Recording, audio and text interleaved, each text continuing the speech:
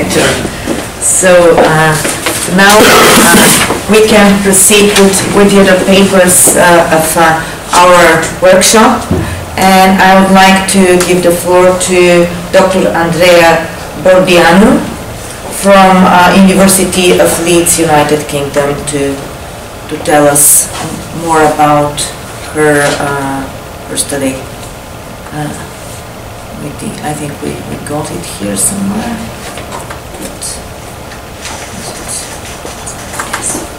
Is that one? Yeah. Okay.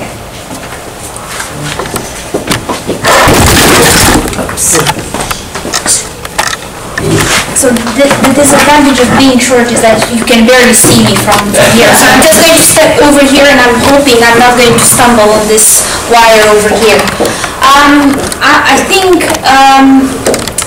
my presentation is slightly different than Guy's presentation in the sense that my paper is more conceptual. And you would believe that this is strange because I'm an accountant at my basis, so I'm talking about ideas, about concepts, theory, and all these stuff. You would never probably see an accountant doing that, but I love doing this as well.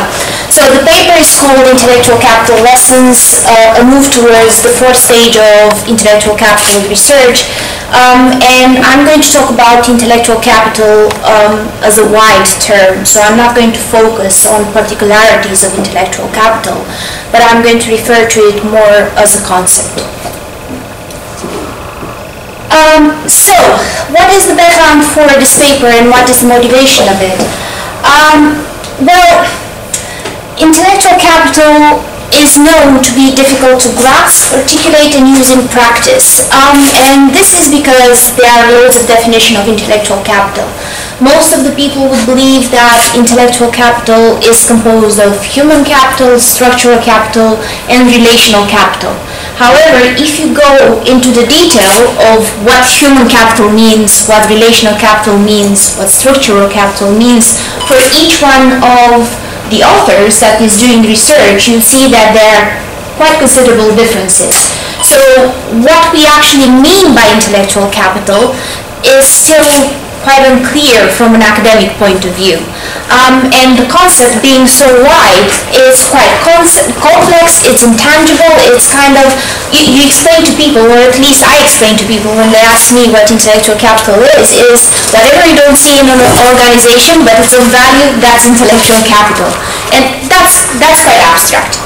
And as researchers, we are to blame for that, because whenever we do empirical studies, we don't necessarily explain what intellectual capital means to us. We don't explain our perspective of it. We just take it for granted that people understand it, but it's not that clear.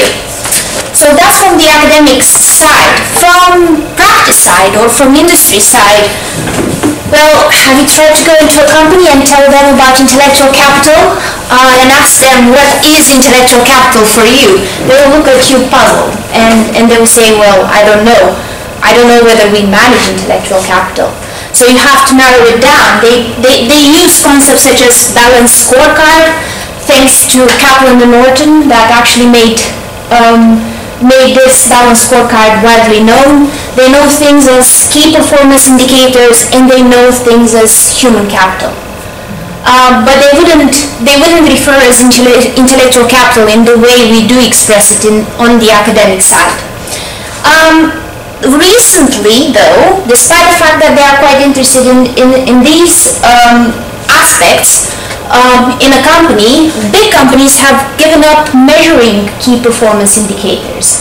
I was reading an article recently, I think it was about Microsoft, and they said it's too costly for them to measure that and actually track their KPIs and see what would be the influence of intellectual capital in their organization. So they've given up. They just preserve some of the aspects, and that's about it. And they concentrate on strategy much more than on intellectual capital. And of course, disclosure of intellectual capital, we know from research, is quite a rare practice. It still is a very rare practice, and mostly we know it as integrated reporting nowadays. but it's not specifically called intellectual capital reporting. It's more putting narratives, talking about what you're doing in a business. And these things feed one into another. And the outcome is that after 25 plus years of research, intellectual capital still fights as a field to gain legitimacy, and still fights to put itself as a term over there and as a concept. So this raises quite interesting questions. So it raises questions about what do we mean by intellectual capital? What is our understanding of intellectual capital after 3 stages of research? And I know that there are 3 stages of research because I'm basing this paper quite a lot on Dumay's last paper, where he identified the 3rd stage of research, and I'm just hoping that we're right now moving to a 4th stage of research. And I'm asking myself how we can do this in a productive and efficient way, in such method that we basically gain legitimacy for this concept. So the objectives of the paper is to provide an account of what is known within the literature, map what is yet to be uncovered, and critically examine the limitations of past efforts in the research. So basically, to do that, I'm going to identify common threads, inconsistencies in between the 3 stages of research, and I'm going to highlight some challenges in intellectual capital research. And finally, but I have to warn you, I'm struggling with this last bit of the objective because I'm still working on that, is to suggest some improvements in intellectual capital research to move the field towards its 4th stage. So, now I'm getting into the body of the paper. I talked about the 3 stages of research. The first stage was more about raising awareness of the fact that we have something of intangible value in an organization. And it started from an accounting point of view, from the difference between the book value and the market value. We notice there's a huge gap, and we presume that this is due to intangibles, and we presume that this is due to intangibles because accounting doesn't manage to measure it and put it on the financial statements. So that was the first stage of research. The second stage was keen on saying, well, we know we have this concept of intangible assets, we know it's quite interesting, and we know it's of value, but we don't know how much value it's producing. So the second stage was keen on proving the performance implications of intellectual capital. And they came up with different measures, they came up with different indicators, they did studies to see what would be the influence on performance and different aspects of performance as well. And finally, we have the 3 stage, and that's where Morrison interfered, and he said, well, you know, this is ostensive research, it's not performative research. So basically, we shouldn't be looking at what is intellectual capital, we should be looking at how intellectual capital works to produce performance. And that was the 3rd stage of research. And then a lot of surveys happened, a lot of research looked at how organizations are actually managing their intellectual capital. These 3 stages, all throughout, had these 3 themes in between them. So they looked at the knowledge element of intellectual capital, because we say we are in a knowledge economy right now, intellectual capital is based on that, so intellectual capital resources have a knowledge element. Then they looked at the measuring of intellectual capital, and finally, all of this is just because we want to see what would be the influence of performance. In the end, and I as an accountant, I'm interested in what would be the financial impact, and I think the organization are interested in that as well. So these are the 3 main themes, and I'm going to go through each one of that, and I'm going to explain what happened at different stages regarding that theme, and present you with some challenges around them. So starting with the knowledge theme, well, at the beginning, intellectual capital was more the individual level, so it was more about the employee. It was the old adage of, if you don't manage your employees properly, then you have a bad company. So it was very much focused around the tacit knowledge of an individual, and it was, I think I'm not pronouncing it right, but I think it was Nafiyed and Goshal that actually looked at the tacit knowledge of an individual. Then basically we started moving towards wanting to measure it. You can't measure the tacit knowledge, so you have to make it a little bit more explicit. The explicit knowledge in an organization are embedded in its routines, whatever I don't know, databases they have, and so on. So basically intellectual capital became the explicit knowledge of a collective, the one that is actually we are being able to measure it on the results of a collective. And in the third stage, we actually noticed that it's both. And it's tacit knowledge of an individual with the explicit knowledge of a collective, but there is also a process in between these two, and it's always an interplay in between them, and always an exchange, and basically we are going into that spiral of having tacit knowledge and transforming it into explicit knowledge, and this is a very dynamic process altogether. So what are the challenges of this theme? Well, if knowledge is actually tacit and explicit knowledge and the exchange in between them, that means that human capital, okay, is not at the center as it was in the first stage. So we are not focusing on the individual any longer. Human capital becomes only one of a resource in a network of resources. So it's equally important as structural capital or relational capital, and it's not becoming more about the individual itself. It becomes about managing, or only about the human capital. It's becoming about all the resources. Intellectual capital is a thing that refers to all the resources and also to the way we actually manage it. But if it becomes about the way we manage these resources and not only about the human capital, who is doing the management? It's also people, okay? So that's also human capital. So it's a vicious circle over there that puts us, or it makes us think whether we should separate human capital from structural capital and from relational capital. Because in the end, it's still people doing the management, it's still people moving things. So in the end, we have to ask ourselves how important human agency really is. Can and should it be measured? That's one of the challenges. If it's a continuous and dynamic process, what's the purpose of it? Why should we measure it in the end? And because all these resources are going to be tangled one with another, and we are going to manage them together, is it worth disentangling intellectual capital? Is it worth separating it in separate resources? Or should we be looking at it from a wider perspective? And finally, in this knowledge theme, because things are so connected one with another, and in intellectual capital, by separating it in three elements, we put some boundaries to this term. Given this knowledge process, is it worth putting the boundaries on intellectual capital?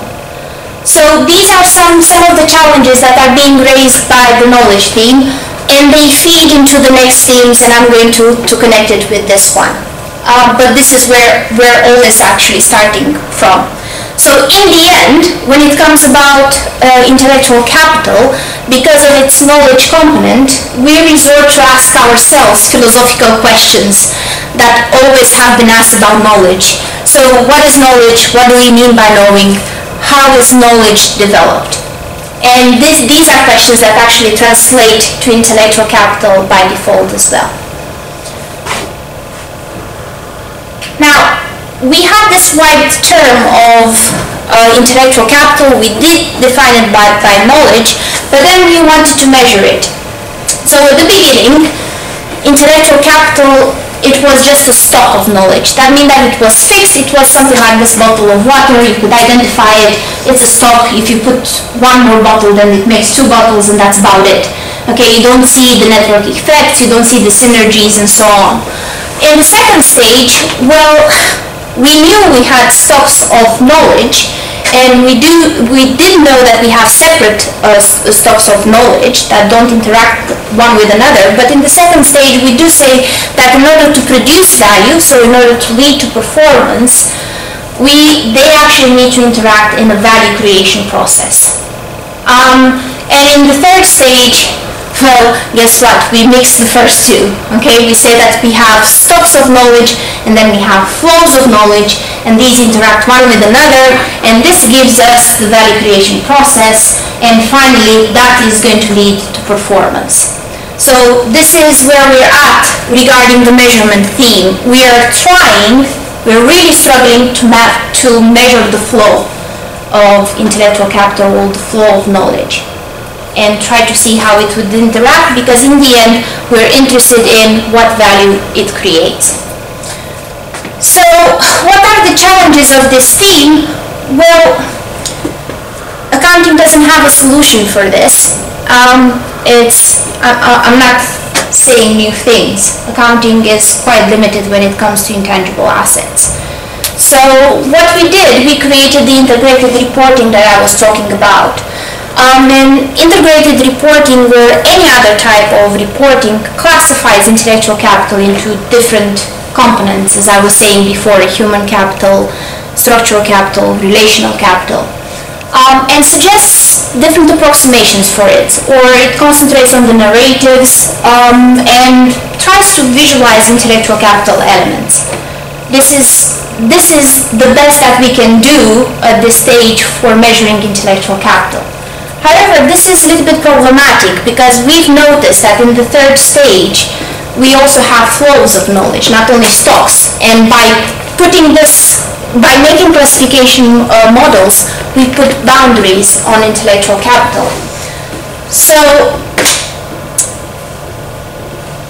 that means that in the way we're actually doing the measuring right now, we are still not catching this aspect of knowledge flows or dynamics of the process. We are still not there, and I don't know whether we're ever going to manage to capture this. Is what Guy was talking about, the leadership, about the competence, about the managing.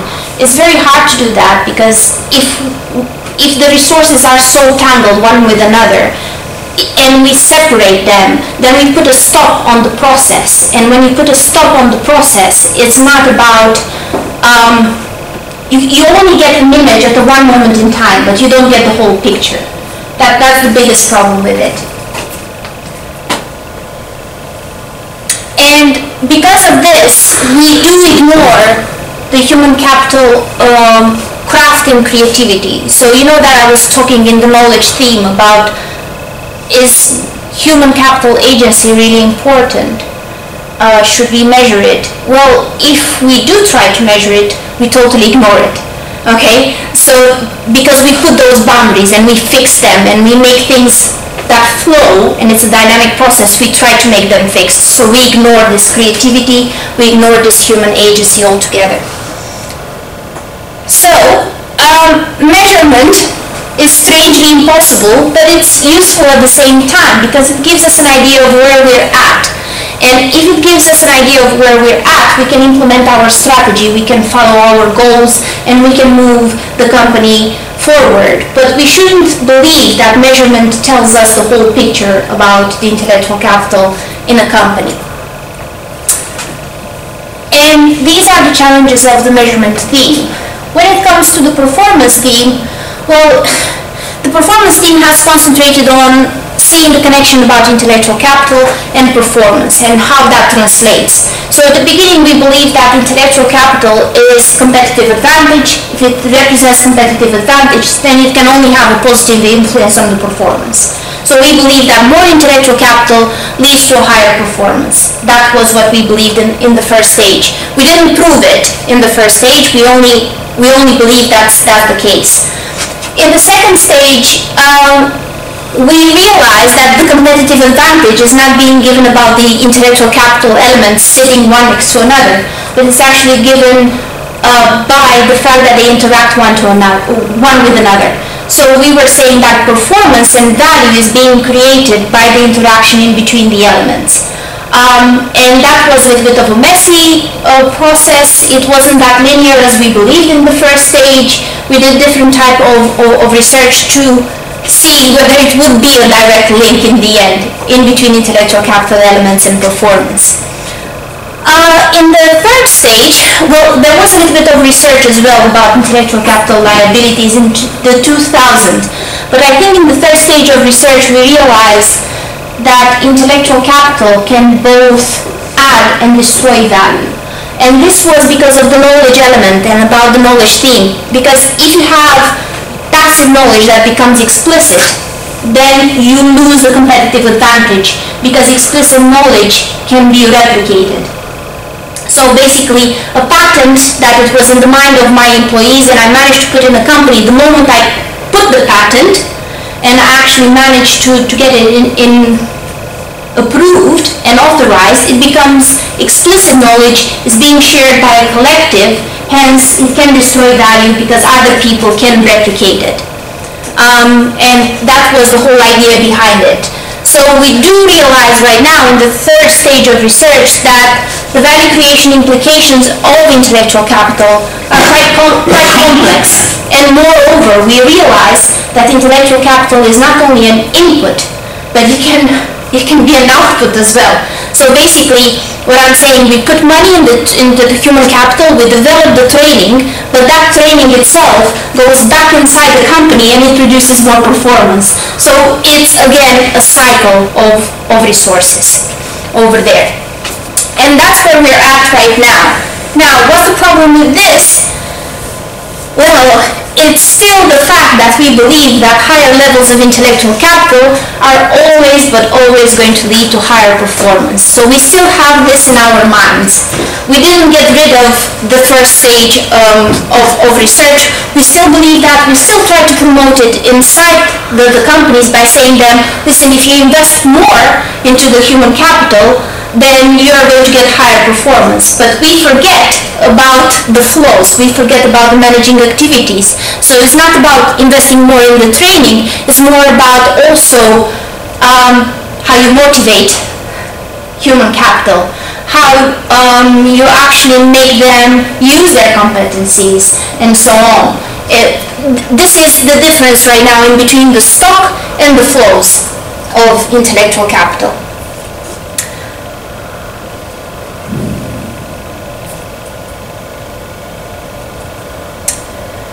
So in the end, I did go through these, I'm not going to repeat them. In the end, we realized the biggest challenge with the performance is the fact that intellectual capital is so complex, and the way it translates to performance is so complex and so messy and such a non-linear process that we don't see straight away the performance implication. It's a thing that happens on the long term, and it's very similar. I always have this example in my mind. It's very similar to success, our personal success. And I have the example of David Bowie. David Bowie had heroes in 1970s. In 1970s, he didn't make any chart. Right now, is the only song from 1970s in the Rolling Stone magazine that appears in top 100. So we can't necessarily see performance right now. We might see it later on. And this is what's happening with intellectual capital as well. And this is why we have a challenge from this theme as well. And this is happening again because of this interaction of knowledge stocks, knowledge flows, management activities, and so on. So it's everything put together. And if we put everything together, the main problem is it worth disentangling it? So now you get an idea about why do we have issues around the legitimacy of intellectual capital. Because if you go through all these themes, you can see that there are challenges in each one of them, and we don't have a complete comprehension of any of these aspects of intellectual capital. We are still unsure about quite a lot of aspects, and this is why the field is still fighting for legitimacy. And now, bear with me in terms of recommendations, okay? I'm still getting my head around thinking how we can solve this puzzle. So I'm sure that it's going to be impossible to develop measures that are going to fill up the intellectual capital domain, given how complex it is. So I'm quite convinced that we'll never manage to measure all of it, and we'll never manage to see the performance implication of all of it. It's going to be equally difficult to look at all those management activities and measure them. Maybe we can look and see whether they are related with performance, but in order for us to be able to say, well, the management activity or the human creativity is producing that much money, I think that's going to be equally impossible to do. Hence, intellectual capital is a wide concept, and its performance implications are unknown, and we have to deal with this in one way. And what I'm saying is we can narrow down the concept, so we can only focus on bits and pieces of it, and try to see whether we can make some sense of those, or we can just celebrate how diverse and complex it is and treat it as an ecosystem, but never have the idea that we're able to measure it all together. So I think as a field we have to pick one of these approaches. I'm not sure which one of them, in order to move the field forward, because the reason why I'm not sure is because in my mind human capital can't create value by itself, as structural capital can't create value by itself. So if we focus on one element of intellectual capital, we lose the big picture and we don't know how elements interact one with another. So this is why I'm saying we can narrow it down, but at the same time we have to treat it as an ecosystem. So I'm not sure I'm solving any of the problems over here. I'm sure I'm raising more questions, but that's how far I got into this wide concept. So, if you have any suggestions, questions, comments, criticisms are all welcome, but please don't throw any rotten tomatoes at me. Okay? Okay, so any questions? Quite interesting. What do you think the first stage of intellectual capital should be or would be? I'm sure that we right now know that it's quite complex. I think we should be going back into companies and realizing what intellectual capital is. So I think we should be doing more applied type of research regarding intellectual capital.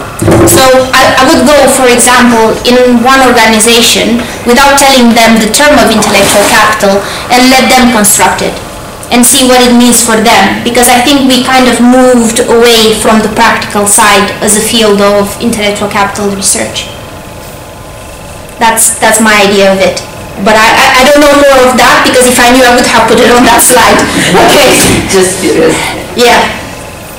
Any other? Good. Yeah, thanks. I liked your presentation very much. It's and I recognize many of the problems, and I realize that it's one of the reasons why I dropped the concept as an explicit project for myself, and actually I took the strategy one of your choices. Yeah. So that's and I think that you're right. That I think it was St. Ons who said that that value is created only when all these three aspects of intangibles are present. And as you say, it's difficult to measure that combination. So because it's easier to measure the individual aspects, we do something which is basically wrong, as Richard, for instance, has told us. So yes, I like your message. Okay. Great. Yeah. I like your message too. I like the framework you put, because it's based on the process, on the development, and it's very good for me as a scholar coming from philosophy, social research, business ethics and things like that. My only question is about the future development in the context of this human creativity notion you put at your last stages, and precisely I want to ask about the management of talents. What do you think about this perspective to separate the best in organization as owners of the intellectual capital of this organization? I think this is very much connected with what I was presenting at the beginning, because I think it's about leadership. I think it's about identifying the right people at the right places. I don't know whether there is a proper way of doing that. I think each company is going to have their own way of doing things. And success, as David Bowie, can be defined in different ways. So I think we should just stop concentrating on making it fixed. I think we should just allow for human creativity and just enforce it, motivate people, and put more emphasis on that. In terms of how I'm struggling with the first paper that I published right now, because basically we had the whole metrics of how human creativity or human agency can be transferred from tacit to explicit. And that's where the management skill is going to be in. And that's where our skill is going to be in. This is what is making the difference in between performing companies and non-performing companies. I wish I knew the recipe. I don't, and this is why I'm saying that we have to go back to companies. We need to see what they're doing. We need to identify the way they're doing it. I don't have the answer for that one. You mean consultant, academic staff, or staff from organization? Who is No, just go inside companies' case studies. So construction companies, different industry companies, talk with people, see what it means for each one of the industries, because I believe it's going to be different from one industry to another. I believe it's going to be different from one company to another, but similarities, I think they're going to be observed inside an industry. So this is why I'm saying we have to go back into the companies and see how they're doing things, because we concentrated on putting them a framework of intellectual capital and making them fit into that framework of human capital, structural capital, relational capital. But what I'm trying to say over here, that this is not a useful exercise. So we have to give up that and maybe just use it in terms of our thinking, of the way we're thinking about intellectual capital, but let people express whatever they're thinking is happening in their company, and direct their intellectual capital, try to make sense of that. Thank you. Thank you. Welcome. Any other questions? I'll just make a comment, Yeah. like a final 2 comments. So, he and Andrea worked some time ago in late 2011 on a, again, seminar and workshop, and there maybe it will be interesting to the people present here to know that we were discussing similar topics and the idea about intangible assets. And then we had one of the questions she raised today, that actually we automatically refer to knowledge and intangibles as necessarily positive and call them assets. But then we start discussing, and it came to us the idea that they might be both have a positive impact, but in some cases it might be, if they are mismanaged, have a negative impact.